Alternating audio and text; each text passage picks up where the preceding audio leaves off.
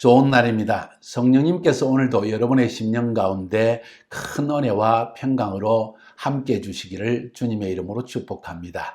오늘은 데살로니가전서 2장 말씀을 통해서 성령님께서 여러분과 저에게 주시는 음성을 들을 수 있기를 바랍니다.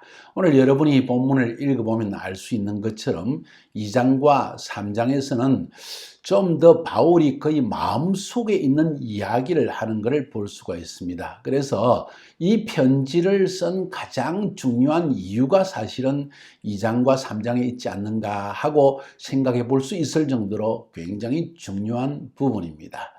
자, 그래서 2장을 오늘 살펴보는데 오늘은 2장 1절부터 16절까지만 살펴봅니다. 왜냐하면 17절부터 3장 전체는 하나의 공통된 주제를 다루고 있기 때문에 그렇습니다. 그래서 오늘 1절부터 16절까지를 보는데 이것을 크게 나눈다면 저는 두 단락으로 나눌 수 있을 것 같습니다. 1절부터 12절까지에서는 바울이 복음을 전도할 때 어떤 마음으로 전도했는가 하는 복음 전도의 순수성, 순전한 동기, 이런 것을 말하고 있고 13절부터 16절까지에서는 그런 바울의 복음 전도를 데살로니가 사람들은 어떻게 순전한 마음으로 또 받아들였는가, 어떻게 응답했는가 하는 내용을 담고 있기 때문입니다. 자, 이렇게 어찌 보면은 바울이 자기의 사역에 대한 설명을 하면서 변명을 하는 것처럼 보여지기도 하고 자신의 사역을 변호하는 것처럼 보여지기도 합니다. 그 이유가 무엇일까요? 그 이유를 알아야만 우리가 이 본문을 이해하는 데 굉장히 도움이 될 것입니다. 우리가 잘 아는 대로 데살로니가에서 사도 바울과 실라와 디모데는 한 3주 정도만 사역을 하고 떠날 수밖에 없었습니다. 사도 바울을 예수라고 하는 자를 왕으로 섬기라고 하면서 황제를 섬기지 못하게 한다 하는 비난을 주면서 특별히 유대인들이 바울을 공격했고, 그래서 심지어는 바울이 거처하고 있던 집인 것으로 보여지는 야손과 그의 사람들을 재판정에 세우고 이런 일들이 일어났고, 바울은 어쩔 수 없이 밤중에 조용히 그 도시를 빠져나갈 수밖에 없는 상황이 되었습니다. 자, 그렇게 되니까 이렇게 바울이 갑작스럽게 떠난 것을 이용해서 유대인들이 바울에 대해서 안 좋은 이야기를 많이 했다는 걸 알 수가 있습니다. 어느 정도로 안 좋은 이야기를 했느냐? 바울은 거짓 사역자이다. 그 사람이 전하는 것은 전부 엉터리다. 그 사람은 사람들을 이용해서 돈을 벌기 위해서 온 뜨돌이 종교인에 불과하다. 왜냐하면 그 당시에 헬라 시대, 로마 시대의 일반적인 현상이 뜨돌이 철학자, 뜨돌이 뭐라 그럴까요? 신에 대해서 이야기하는 사람들, 뜨돌이 종교인들이 굉장히 많았다는 것입니다. 그들은 주로 시장가에 앉아가지고 사람들을 모아가지고 신기한 이야기를 들려주고, 또 그 당시에 사람들은 새로운 이야기를 듣기를 너무 좋아했기 때문에 그 주위에 몰려 앉아가지고 이야기를 듣고, 결국은 그런 사람들은 그걸로 먹고 살기 때문에 어떻게 하면 많은 사람들에게 돈을 좀 뜯어낼까, 사람들에게 인정을 받을까, 돈 많은 사람에게 불려가가지고 그 사람에게 또 이야기를 해줘가지고 또 어떤 이용해 먹을까, 이런 것에 관심을 가진 사람이 너무나 많았다는 것을 그 당시에 역사적 사료를 통해 볼 수가 있습니다. 유대인들은 바울이 한 3주 만에 떠났을 때 바울은 봐라, 그가 무슨 너희들을 사랑하고 너희들을 위해서 이 뭐 복음이라고 하는 것을 가져와 가지고 그랬겠느냐? 그 사람 손 떠돌이고 너희들을 이용해 먹으려는 사람이지 절대로 그 사람 말 들어서는 안 된다. 이러면서 바울과 그 바울이 전한 복음에 대한 권위를 실추시키려고 하는 노력들이 계속됐다는 걸 알 수가 있습니다. 바울이 그 이야기를 아마 디모데로부터 전해 들었을 때 마음이 엄청 아팠을 것입니다. 어쩔 수 없이 바울은 그래서 데살로니가의 교인들에게 너희들이 어떻게 이 복음을 받았으며 내가 너희들에게 복음을 전할 때 어떻게 했는지 너희들이 알고 있지 않느냐 하는 그런 어투로서 2장의 말씀을 하고 있습니다. 잠깐, 왜 이런 이야기를 할까요? 뭐 변명할 필요가 있는가? 하나님이 증명해 주실 텐데 쉽게 이렇게 말할 수 있지 않을까요? 그렇지 않습니다. 무지한 성도들, 이제 예수 믿은 지 얼마 안 되는 사람들의 마음속에는 귀가 솔깃해가지고 이 사람 저 사람 말을 듣다가 결국은 자기가 믿은 예수까지도 버리고 복음에서 떠날 수가 있기 때문에 바울은 그것을 굉장히 염려한 것입니다.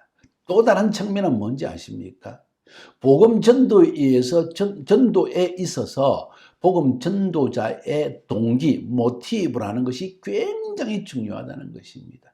그 사람이 전하는 말보다도 더 중요한 것은 그 사람의 말과 성품과 행동이라는 것입니다. 그래서 우리가 하나님의 사역을 하기 위해서 열심 있는 사람도 중요하지만 그 열심보다 중요한 것은 그 말씀대로 저 사람이 살고 있는가, 사람들에게 본이 되어지는가, 이런 부분들이 더 중요하다는 사실을 인식할 필요가 있습니다. 오늘날도 여러분 이 유튜브를 통해서 온라인을 통해서 많은 사역자들이 있습니다. 아주 좋은 이야기를 하고 믿음의 이야기를 하고 뭐 하나님의 축복에 대한 이야기를 하고 기적에 대한 이야기를 많이 할 수 있습니다. 그러나 그것보다 더 중요한 것은 그 사람이 과연 그 말씀을 따라 살아가는가 하는 것이 더 중요하고, 그 사람은 과연 그가 전하는 말씀을 체험했고 확신하고 있는가 하는 것이 더 중요하다는 사실입니다.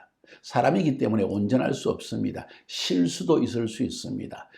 그렇습니다. 그러나 그 사람의 일반적인 삶의 라이프 스타일을 보면 그 사람이, 그리고 그 사람이 말하는 말의 그 형태를 보면은 그 사람이 스스로 확신하고 그 사람이 경험한 것인가, 그 사람이 진리라고 확신하는 것을 전하고 있는가, 또 그 사람의 삶을 쳐다보면 그 사람의 말과 삶이 일치하는가를 통해서 그 사람의 말을 우리가 믿을 수 있는지 없는지를 정할 수 있기 때문입니다. 그런 의미 때문에 오늘 2장의 본문은 굉장히 중요한 내용입니다. 바울은 어떤 사람이었는가? 그의 사역자들은 어떻게 사역했는가?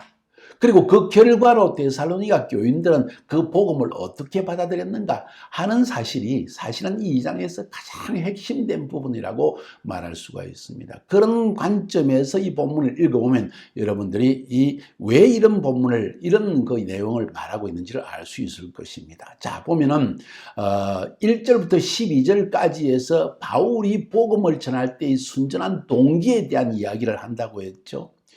그러면서도 1절부터 4절까지에서는 보다 더 하나님 앞에서의 동기, 어떤 동기로 복음을 전했는가 하는 것을 많이 말하고 있고, 5절부터 12절까지에서는 사람 앞에서 내가 어떤 순수한 동기를 가지고 이 복음을 전했는가 하는 걸 말하고 있습니다.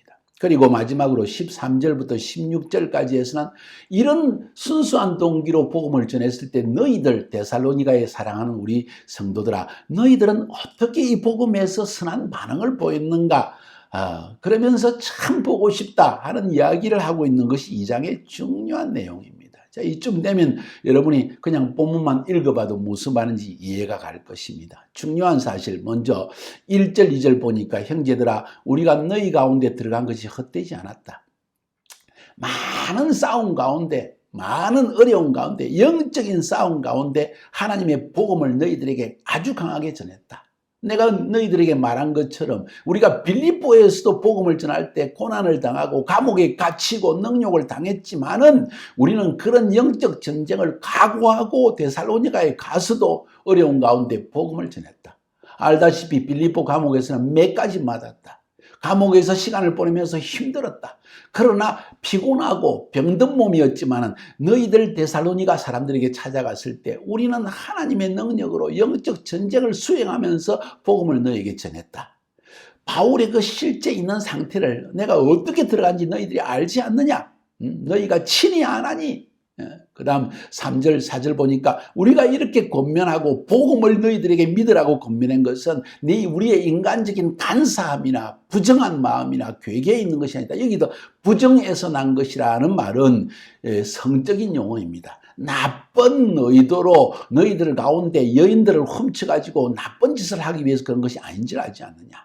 오히려 하나님이 우리를 옳게 여기셔서 복음 전할 부탁을 우리가 받았다. 우리는 청지기의 마음으로 들어갔다. 그래서 이 4절에서 복음 전할 부탁을 우리가 하나님으로부터 받았다. 우리는 청지기의 사명을 가지고 들어갔고, 이렇게 말하는 이유는 우리가 너희를 기쁘게 하거나 사람을 기쁘게 하는 것이 아니고 오직 우리 마음을 감찰하시는 하나님을 기쁘게 하기 위해서 복음을 전했다는 것이다. 우리는 하나님의 청지기였지 사람의 청지기가 아니었다 하면서 우리는 하나님 앞에 사역했다는 사실을 말하는 것입니다. 사랑하는 여러분, 복음 사역자에게 이 부분이 얼마나 중요한지 모릅니다.